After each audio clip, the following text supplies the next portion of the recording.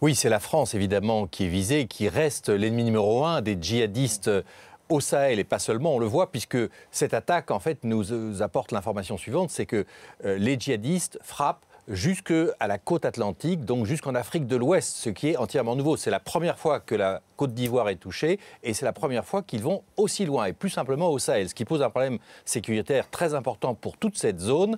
Et quand vous dites la France est visée, en fait, ce sont les alliés de la France en priorité qui sont visés, tous ces pays africains qui, comme la Côte d'Ivoire, participent d'ailleurs à l'effort de guerre contre les djihadistes, notamment au travers de ce qu'on a appelé le G5, c'est-à-dire les 5 pays africains qui coordonnent l'action sous l'égide de la France pour tenter d'être plus efficace. Mais évidemment, ce soir, la question qui est posée, c'est est-ce qu'après la Côte d'Ivoire, on va avoir des attaques au Sénégal, et finalement on se dit qu'il n'y a pas de pays à l'abri. Et c'est sans doute la réalité. D'ailleurs, quand vous posez la question à un chef d'État africain, comme par exemple au président du Sénégal, et que vous lui demandez qui sont les pays les plus menacés, la réponse c'est « nous sommes tous menacés ». Pas simplement le Sénégal, la Côte d'Ivoire, le Mali ou le Burkina, mais tous les pays qui ont des liens avec la France, et en particulier la Côte d'Ivoire, puisque c'est un peu la vitrine économique, la vitrine vraiment de la prospérité française. Lorsque le pays retrouve son calme, eh bien c'est la France qui est visée au travers de ses alliés. Il faut dire que c'est un peu la consternation en Côte d'Ivoire, parce que le pays sort d'une période de troubles, d'affrontements armés.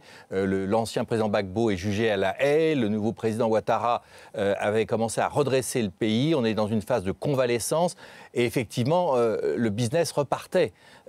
Hélas, cet attentat dramatique remet tout à plat d'une certaine manière, et en tout cas va impressionner très sérieusement tous les expatriés, 18 000 Français en Côte d'Ivoire, avec des grandes entreprises, Bouygues, Air France, Areva, etc.